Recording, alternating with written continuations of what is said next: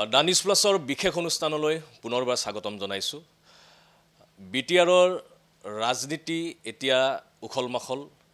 খদমদম পৰিৱেশ পৰ্বতজোৰাৰ পৰা গহপুৰলৈকে সমগ্ৰ বিটিআৰবাসী বিটিচি যি নিৰ্বাচন, এই নিৰ্বাচনক লৈ সমগ্ৰ বিটিআৰবাসীৰ মাজত উৎকণ্ঠা, কাৰ দখললৈ যাব এইবাৰ বিটিচি তাক লৈ ব্যাপক চৰ্চা। আৰু এই মুহূৰ্তত এগৰাকী হেভিৱেট প্ৰাৰ্থীৰ সৈতে মই আছোঁ। বিজেপিৰ এগৰাকী জ্যেষ্ঠ নেতা,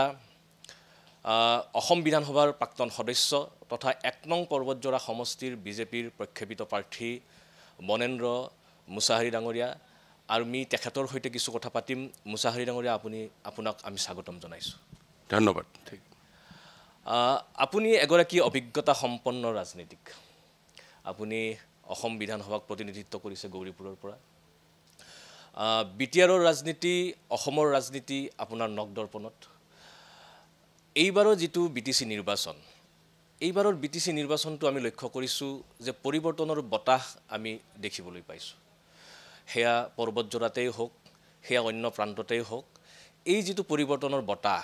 এই পৰিৱৰ্তনৰ বতাহে সঁচাকৈয়ে এইবাৰ বিটিচিত বিজেপিৰ চৰকাৰ প্ৰতিষ্ঠা কৰিব নেকি? ইয়াৰ আচল কাৰণটো মই যিখিনি জানো, মানুহ পৰিৱৰ্তন বিচৰাৰ, গোটেই বিটিআৰ অঞ্চলৰ পৰিৱৰ্তন বিচৰাৰ এটাই কাৰণ মই দেখিছোঁ যে আচলতে আমাৰ সকলোৰে শ্ৰদ্ধাৰ মুখ্যমন্ত্ৰী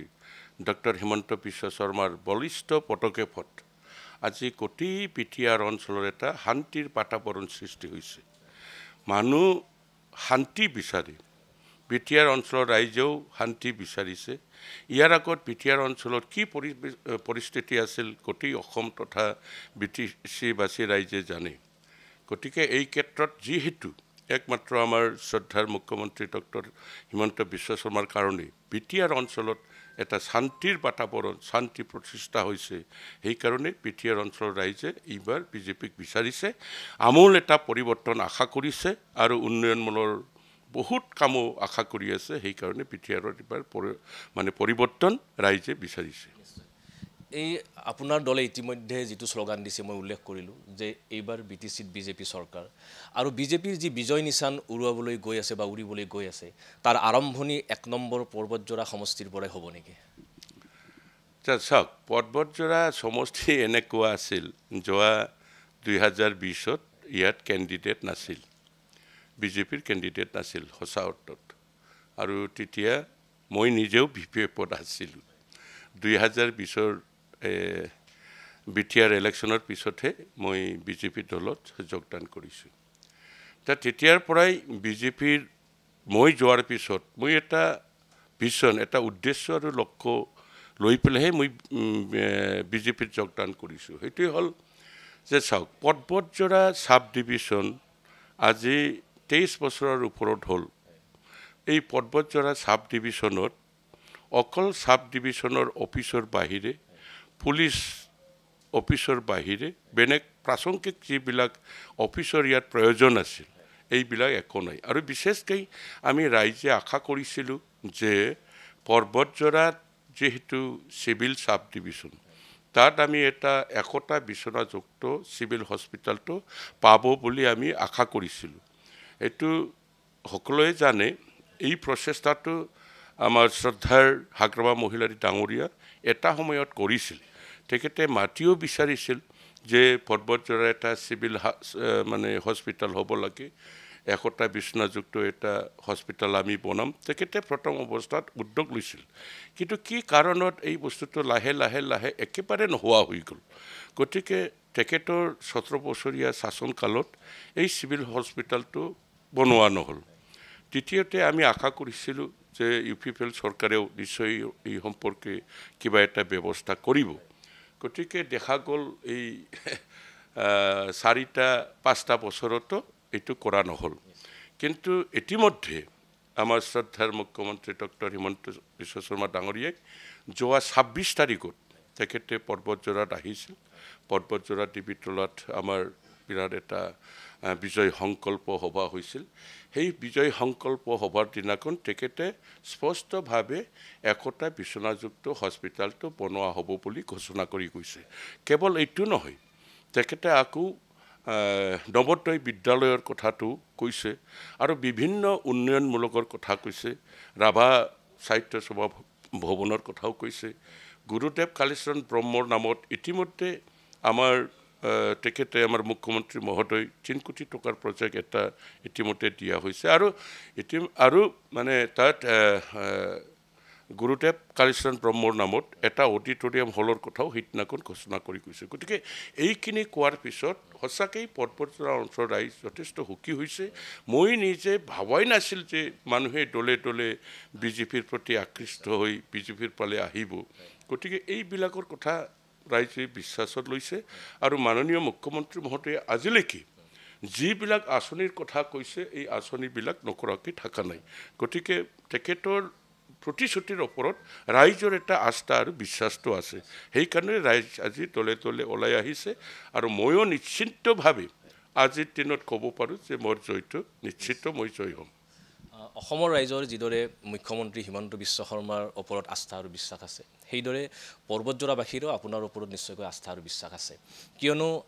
ইয়াৰ মাটিৰ সৈতে ইয়াৰ বায়ুৰ সৈতে ইয়াৰ পানীৰ সৈতে আপোনাৰ সম্পৰ্ক আছে আপুনি শিপাৰ সৈতে সম্পৰ্ক ৰখা এগৰাকী ৰাজনীতিক গতিকে আপুনি ইতিমধ্যে উল্লেখ কৰিলে যে খোদ মুখ্যমন্ত্ৰী আহি নিৰ্বাচনৰ পূৰ্বেই কিছু ঘোষণা কৰি থৈ গ'ল যিবোৰ বিটিচি চৰকাৰ গঠন হোৱাৰ লগে লগে কাৰ্যকৰী হ'বলৈ গৈ আছে বিজেপি শাসনলৈ আহিলে নিশ্চয়কৈ হ'ব যিহেতু ৰাজ্যতো দিছপুৰতো বিজেপি চৰকাৰ আছে আপুনি আৰু আপোনাৰ মানে মনত কি পৰিকল্পনা আছে পৰ্বতজোৰাক লৈ অকমান ক'ব নেকি চাওক মোৰ নিজস্ব প্ৰচেষ্টা এটা থাকিব যে আমাৰ বিশেষকৈ ৰাস্তা ঘাট সঁচাকৈ খুব শোচনীয় অৱস্থাত আছে বিভিন্ন ৰাস্তা ঘাটৰ কথাও আমি ইতিমধ্যে মাননীয় মুখ্যমন্ত্ৰীৰ দৃষ্টিগোচৰ কৰোৱা হৈছে কেইটামান ৰাস্তাটো আমাৰ ইস্তাহাৰতো আহিছে আৰু বিশেষকৈ আমি বিচাৰোঁ যে পৰ্বতজোৰাত আমাৰ বিভিন্ন জাতি জনগোষ্ঠীৰ মানুহ আছে বিশেষকৈ মুছলমান সম্প্ৰদায় 33,000 মুছলমান ভোটাৰ আছে আমাৰ পৰ্বতজোৰাত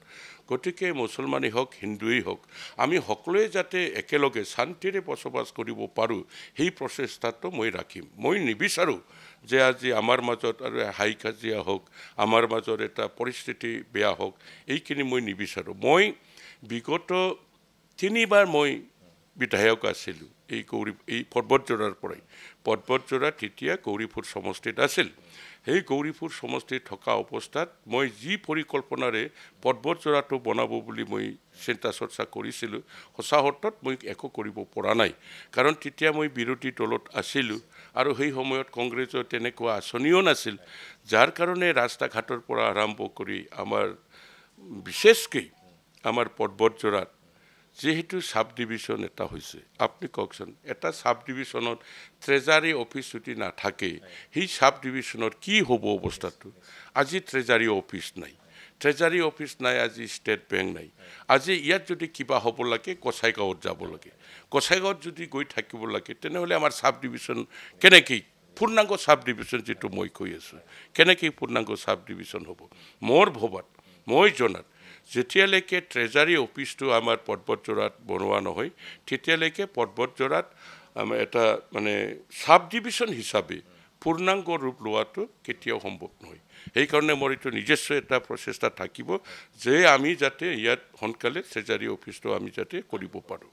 আৰু ইয়াত ট্ৰেজাৰী অফিচটো ৰাইজৰ সুবিধাৰ্থে নিশ্চয়কৈ ইয়াত হ'ব আপুনি অগপত আছিলে আপুনি বিপিএফতো আছিলে আঞ্চলিক ৰাজনীতিৰ সৈতে আপুনি দীৰ্ঘ সময় সম্পৃক্ত হৈ আছিল আঞ্চলিক ৰাজনৈতিক দলৰ সৈতে আপুনি দীৰ্ঘ সময় আছিল 2020 চনত আপুনি বিজেপিত যোগদান কৰিলে আৰু বিজেপিত যোগদান কৰাৰ পিছত আপুনি নিজে উল্লেখ কৰিছে যে ইয়াত সংগঠন আগতে তেনেকৈ নাছিল বিজেপিৰ লাহে লাহে সংগঠন বিস্তাৰ হ'ল আৰু দলে আজি আপোনাক গুৰু দায়িত্ব দিছে আৰু এতিয়া বিটিআৰৰ ৰাজনীতি আঞ্চলিক ৰাজনৈতিক দলৰ যিটো প্ৰভুত্ব আছিল এসময়ত লাহে লাহে আমি দেখিবলৈ পাইছোঁ যে এতিয়া ৰাষ্ট্ৰীয় ৰাজনৈতিক দল বিশেষকৈ বিজেপিৰ প্ৰভুত্ব বাঢ়িছে আৰু এই বিজেপিৰ প্ৰভুত্ব বাঢ়াৰ ক্ষেত্ৰত নিশ্চয়কৈ আপোনালোকৰ অৰিহণা যথেষ্ট আছে আপোনালোকৰ দৰে নেতাৰ যথেষ্ট অৰিহণা আছে এতিয়া বিভিন্ন জাতি জনগোষ্ঠী পৰ্বতজোৰাত আছে এই জাতি জনগোষ্ঠীৰ সমৰ্থন আপোনালোকে আদায় কৰিবলৈ সক্ষম হৈছে না 100% হৈছে আজি আমাৰ যে সেইদিনাখন যে আমি নমিনেশ্যন ছাবমিট কৰিছিলোঁ সেই নমিনেশ্যন ছাবমিট কৰাৰ দিনাখন আপুনি দেখিছে যে আমাৰ বিশেষকৈ বড়ো ৰাভা গাৰো ইভেন বহুত প্ৰায় 1000ৰ ওপৰত ধৰ্মীয় সংখ্যালঘু মুছলমান ভাইসকলেও আমাৰ লগত আছে গতিকে আমি সকলোকে লৈ পেলাই মানে পৰ্বতজোৰাত অন্তত একেলগে কাম কৰাৰ কাৰণে আমি চিন্তা চৰ্চা কৰিছোঁ আৰু কৰিমেই আৰু আমি পৰ্বতজোৰাৰ কাৰণে সেইটো সুকীয়াভাৱে আমি সকলোকে আহ্বান জনাইছোঁ যে আমি ইয়াত যেহেতু চৰকাৰৰ আঁচনি দিওঁতে আপোনাৰ জানে যিবিলাক আঁচনিবিলাক দিয়া হৈছে কওকচোন বিশেষকৈ ক'ব লাগিলে মাইনৰিটি মানুহবিলাকৰ কথাই ক'ব বিচাৰে যে মাইনৰিটি মানুহবিলাকে ধৰক বিজেপিৰ প্ৰতি ইমান সঁহাৰি জনোৱা নাই কিন্তু আজিৰ দিনটোত মাইনৰিটি মানুহসকলেও এইটো বিশ্বাস কৰিছে আহিছে সিহঁতেও দেখিছে যে আঁচনি দিয়াৰ ক্ষেত্ৰত বিজেপিক কেতিয়াও কোনো ধৰ্ম হিচাপত আঁচনিবিলাক ভাগ বতৰা কৰা নাই যদি কোনোবা নিযুত মইনা যদি আঁচনি দিছে সকলো সম্প্ৰদায় সকলো জাতি ধৰ্ম নিৰ্বিশেষে সকলোৱে সুবিধা পাইছে অৰুণোদয় হওক মহিলা উদ্যমিতা আঁচনি হওক আয়ুষ্মান ভাৰত গতিকে বিভিন্ন আঁচনিবিলাক সমানভাৱে সকলো জাতি জনগোষ্ঠীৰ ভিতৰত এই বস্তুবিলাক পাইছে গতিকে ইয়াত সকলোৱে বিজেপিৰ প্ৰতি আহিছে আজি আঞ্চলিক দল বুলি ক'লে মই নকওঁ যে আঞ্চলিক দল শেষ হৈ যাব গতিকে বিজেপিৰ যিহেতু এটা সুকীয়া এজেণ্ডা আছে গতিকে বিটিআৰৰ এটা শান্তি প্ৰতিষ্ঠা কৰি উন্নতিৰ কথা কোৱা হৈছে শান্তি য'ত আছে প্ৰগতি আছে বুলি কৈছে শান্তি য'ত আছে উন্নতি আছে বুলি কৈছে সঁচা অৰ্থ গতিকে এই ক্ষেত্ৰত আমি সকলোৱে মিলি পেলাই খুব ভালদৰে কাম কৰি আছোঁ আৰু মোৰ যিখিনি আত্মবিশ্বাস অধ্যক্ষ মহোদয় যোৱাৰ পিছত তাতে আমাৰ বড়ো বুদ্ধিজীৱীসকল আৰু কিছু আমাৰ সমৰ্থসকলে ধুনীয়াকৈ বহি আলোচনা এটা কৰিছে যে যিয়ে যি নহওক আমি বিজেপিক সকলোৱে একগোট হৈ বিজেপিক ভোট দিয়াটোই উচিত কাম হ'ব বুলি আলোচনা এটা চলাই আছিল সুন্দৰ পৰিৱেশৰ কাৰণে আমিও এখন অফিচ খুলি দিছিলোঁ কিন্তু আজি কোনোবা দুৰ্বৃত্তই মানে ৰাতিত এই অফিসখন জ্বলাই দি গ'ল তাৰ মানে কি বুজায় তাৰ মানে বুজায় যে মানুহ সকলোৱে বিজেপিৰ পালে আহিছে আৰু সেইটো কোনো মদাহী মানুহৰ কাম নহয় সেইটো পৰিকল্পিত কাম তাৰ কাৰণটো হ'ল এইটো য'ত অফিচ আছে এই বজাৰত আমাৰ এজন সক্ৰিয় বড়ো মহিলা কৰ্মী আছিল গতিকে সকলোৱে জানে তাৰ প্ৰতি চকু ৰাখিছিল যে এই ভদ্ৰ মহিলা বড়ো ভদ্ৰ মহিলাজনী ভাল দোকানো কৰে গতিকে তাৰ প্ৰত্যেকটো যেতিয়া আমাৰ দলীয়ভাৱে কামবিলাক হয় তেতিয়া প্ৰত্যেকটো কামত সেই মহিলাগৰাকী আগভাগ লয় সেইকাৰণে আমাৰ অফিচটো জ্বলোৱাৰ পিছত সেই মহিলাগৰাকীৰ দোকানো ভাঙচুৰ কৰি দি গ'ল অৱশ্যে দোকানৰ কোনো বস্তু লৈ যোৱা নাই কিন্তু জনালা দৰ্জা খিৰিকীবিলাক ভাঙি গ'ল তাৰমানে সেইটো পৰিকল্পিতভাৱে বিজেপিক হাৰাশাস্তি কৰাৰ কাৰণে সেইটো কৰা হৈছে গতিকে এইটো কোনে কৰিব দুষ্কৃতিকাৰী নহয় কোনোবা ৰাজনৈতিক দলৰ সমৰ্থকেই কৰিছে কাৰোবাৰ উচতনিত ইয়াত কোনে কৰিছে ৰাইজে অলপ হ'লেও জানে মোৰ কোৱাটো ঠিক নহ'ব এনেকুৱা হৈছে নেকি যে বিজেপিৰ বিজয়ৰ পথ প্ৰশস্ত দেখি কোনোবাই আচলতে ভিতৰি সেইটোৱেই কাৰণ দেখিছে যে বনেন মুছাৰী যাওক যিকেইজন আছে চব মৰি ল'ৰা মোৰ লগতে ৰাজনীতি কৰা গতিকে মই যে 3বাৰকৈ বিধায়ক হৈছিলোঁ যিবিলাক ল'ৰা আজি আমাৰ ইয়াত 9জন আছে দেই 9জন কেণ্ডিডেট সেই 9জন কেণ্ডিডেটেই এটা সময়ত সিহঁতেই মোক জিকাইছিল গতিকে এই ল'ৰাবিলাকৰ লগত মোৰ টক্কৰ কেনেকৈ হ'ব আৰু এই যিকেইজন কেণ্ডিডেট আছে সকলোৱে মোক সন্মানো কৰে গতিকে দেখা দেখি সেই একো কৰিব পৰা নাই আৰু দেখিছে ছাৰে এইবাৰ জিকিলে কি জানি আকৌ MLAটো কিবা কৰিব ছাৰ যদি এনেকুৱা হৈ থাকে আমাৰ ভৱিষ্যত হয়তো মানে ৰাজনৈতিক প্ৰৱেশত আমাৰ যথেষ্ট অসুবিধা হ'ব তেনেকৈ কিবা চিন্তা চৰ্চাও থাকিব পাৰে বিপক্ষৰ থাকিব পাৰে কিন্তু আপোনাৰ দৰে এগৰাকী দিগ্গজ নেতা আপোনাৰ দৰে এগৰাকী শক্তিশালী নেতাকতো বাধা দি ৰাখিব কোনেও নোৱাৰে আৰু যিটো কথা আমি এইমাত্ৰ আপোনাৰ মুখেৰে ওলাল যে ভৱিষ্যতৰ যিটো সমীকৰণ যে এই BTC নিৰ্বাচনৰ সমান্তৰালভাৱে বিজেপিয়ে 26ৰ নিৰ্বাচনৰো ৰণনীতি লাহে লাহে যুগুত কৰিছে নেকি 100% বিজেপি যেতিয়া আমি আমাৰ মেজিক নাম্বাৰ অংকটো পাই পেলাই যদি আমি চৰকাৰ গঠন কৰিব পাৰোঁ আমাৰ 15টা বিটিআৰত MLA সিট আছে 100% গ্যাৰান্টি সহকাৰে আমি ক'ব পাৰোঁ যে এই 15টা সিট আমি জিকিমেই আৰু পৰ্বতজোৰাত যদি মই ইয়াৰ পৰা ভালে ভালে ভগৱান তথা ৰাইজৰ আশীৰ্বাদত মই জিকি যদি যাব পাৰোঁ তেনেহ'লেতো মই গ্যাৰান্টি সহকাৰে লিখি দিম যে 5 নং পৰ্বতজোৰা MLA সমষ্টিত 2026ত বিজেপিৰ প্ৰাৰ্থী জিকিবই মই লিখি দিম এইটো স্পষ্টভাৱে মই আমাৰ দলৰ কাৰ্যকৰ্তা আমাৰ নেতাসকলকো মই ক'ম যে মই আপোনালোকক 2026ত এই 5 নং পৰ্বতজোৰা MLA সমষ্টিটো আমি উপহাৰ হিচাপে আমি দিলোঁ কেৱল উপহাৰৰ হিচাপেই নহয় হয়তো এনেকুৱাও হ'ব পাৰে যে আপোনাক যিহেতু আপুনি এগৰাকী 3বাৰৰ বিধায়ক পুনৰবাৰ আপোনাক হয়তো পৰ্বতজোৰাৰ পৰাই দলে আপোনাক প্ৰক্ষেপ কৰিব পাৰে এইটোতো অসম্ভৱ একো নহয় মোৰো অলপ আশা আছে ময়ো চিন্তা চৰ্চা কৰি থৈছোঁ সেইকাৰণে মই এনেকুৱাই কাম কৰিম বা বক্তব্যবিলাককো মই এনেকৈ ৰাখিম যে চাওক যিবিলাক আঁচনি আমাৰ শ্ৰদ্ধাৰ মুখ্যমন্ত্ৰী মহোদয়ে ঘোষণা কৰিছে কেইটামান আঁচনিটো মই MLA ইলেকশ্যনৰ আগে আগে আৰম্ভ কৰিম আৰু MLA ইলেকশ্যনৰ আগে আগে যদি আৰম্ভ নকৰোঁ নিশ্চয় আপোনালোকে আমাক MLA ইলেকশ্যনৰ সময়ত সহায় নকৰিব গতিকে এইবিলাক আমি ইতিমধ্যে আলোচনা মই কৈছোঁৱেই মিটিংবিলাকত এই কথাবিলাক গতিকে মই আশাবাদী যে আমি জিকাৰ পিছত BTR চৰকাৰ যদি হয় 100% পৰ্বতজোৰাটো MLA আমি জিকিব পাৰিম 2026 আমি দেখিছোঁ যে আপোনাকো দলে প্ৰক্ষেপ কৰিছে প্ৰাক্তন মন্ত্ৰী ৰেখাৰাণী দাসবৰুৱাকো প্ৰক্ষেপ কৰিছে বহুকেইগৰাকী হেভিৱেট প্ৰাৰ্থী আমি দেখিছোঁ বৰ্তমানৰ বিধায়ক অজয় ৰায়কো প্ৰক্ষেপ কৰিছে গতিকে এইটোতে বুজা যায় যে বিজেপিয়ে 26ৰ এক ৰণকৌশল লৈ ইয়াত অৱতীৰ্ণ হৈছে এই যে যিটো আপোনাৰ কাৰ্যালয় দুৰ্বৃত্তই যিটো কৰা মানে ভাঙচুৰ কৰাৰ যিটো কথা আমি দেখিছোঁ যে BTRত বিজেপিৰ প্ৰচেষ্টাত কেন্দ্ৰীয় চৰকাৰৰ প্ৰচেষ্টাত BTR চুক্তি হ'ল BTR চুক্তি হোৱাৰ পিছত ইয়াত স্থায়ী শান্তি হ'ল এক প্ৰকাৰ আৰু এই স্থায়ী শান্তি হোৱাৰ পিছতো কোনোবাখিনিত BTRত কোনোবাখিনিত হিংসা বা অশান্তি কোনোবাখিনিত আছে নেকি আপুনি কি ক'ব নাই শুনক BTRৰ যিখিনি শান্তি প্ৰতিষ্ঠা হৈছে সেইটো এটা ছেপাৰেট বেলেগ ইছ্যু যে সেইটো যে হ'ল আজি আমাৰ মুখ্যমন্ত্ৰী মহোদয়ৰ নেতৃত্বত সেইখিনি শান্তি প্ৰতিষ্ঠা হৈছে কিন্তু এতিয়া যিখিনি মানে ঘটনাবিলাক হৈছে ক'তবা মানে গাড়ী দুই এটা ভাঙচুৰ কৰা তেনেকুৱা হৈছে এইটো হৈছে নিৰ্বাচনী ইছ্যু নিৰ্বাচনৰ তেনেকুৱা মানে অলপ কিবিলাক এই তেনেকৈ ঘটনাবিলাক হৈ যায় এইটো নিৰ্বাচনী কেন্দ্ৰিত যিবিলাক মানে হিংসা এই নিৰ্বাচনী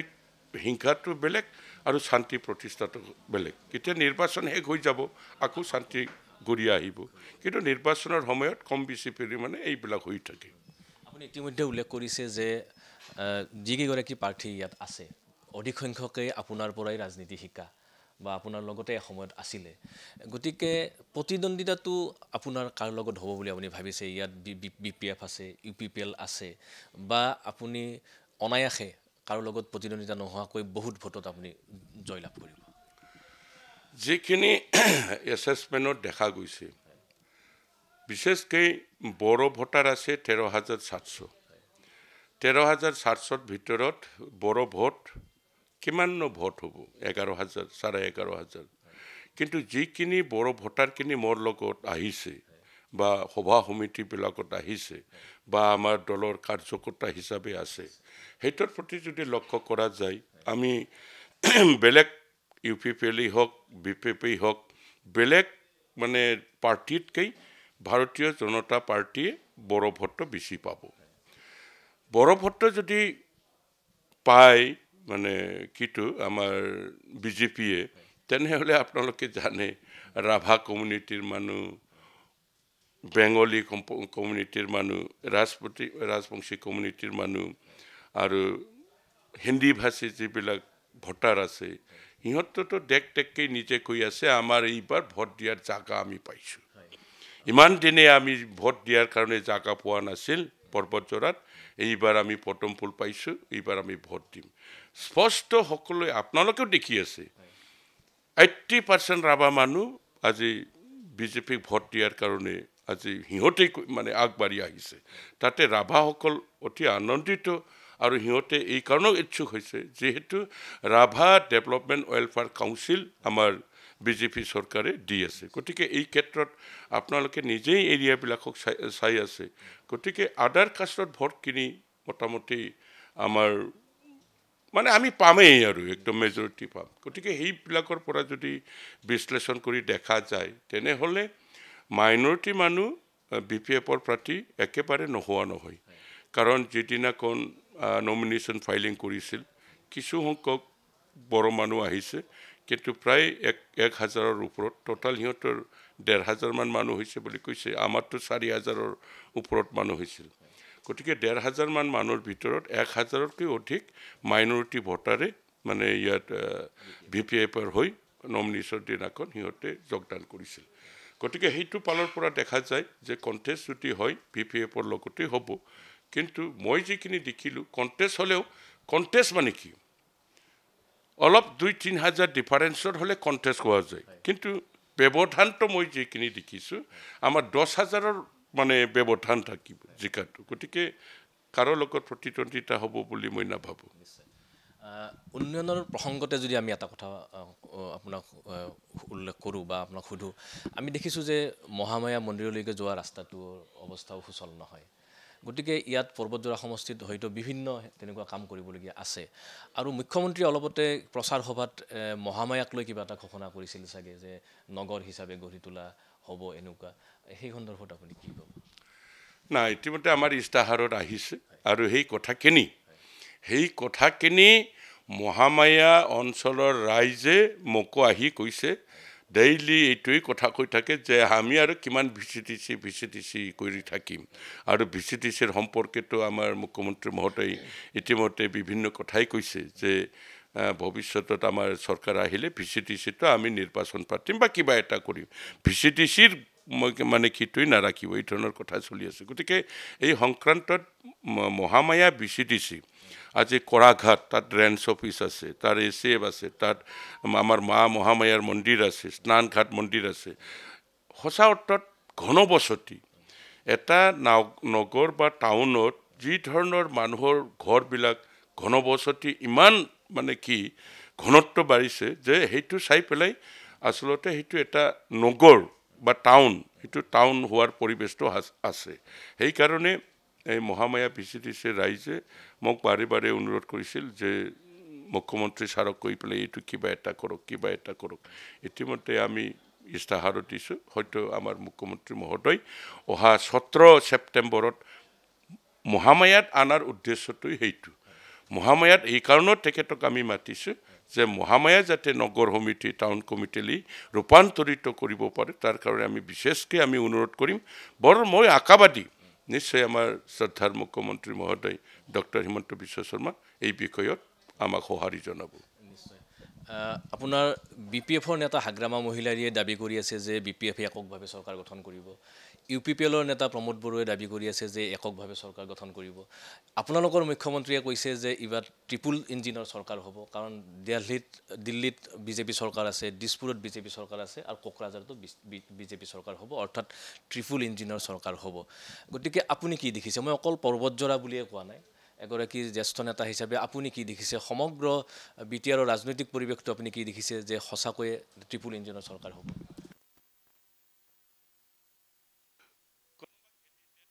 হাৰিব বুলি খেলিছে নেকি যিমানবিলাক কেণ্ডিডেট আছে সকলোৱে জিতাৰ কাৰণে খেলিছে এইটো নহয় যে UPPL দলে বিগত 5টা বছৰত একেবাৰে একদম একো কৰা নাই সেইটোও নহয় তেখেতসকলেও কৰিছে নকৰা নহয় আৰু BPFৰ পৰা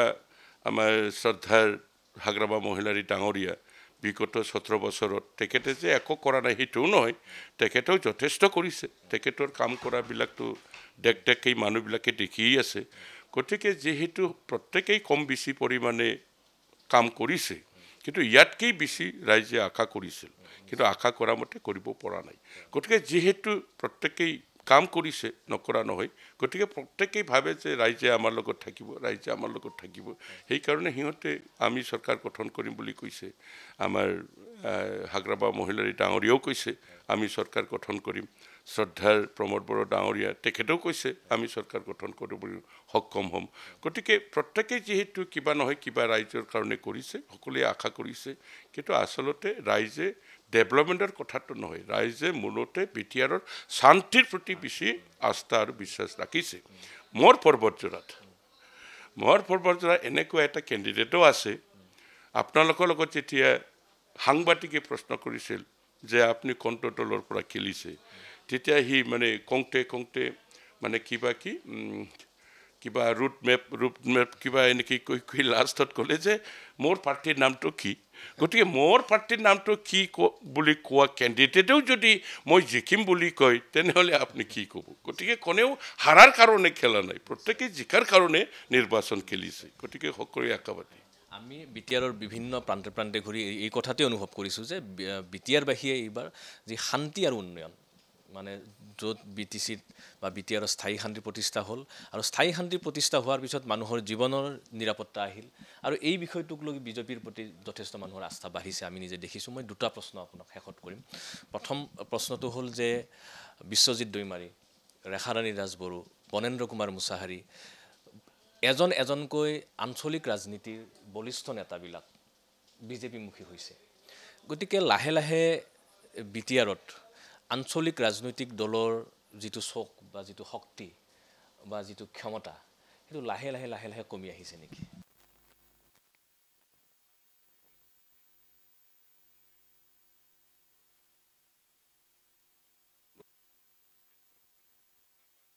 মনোভাৱটো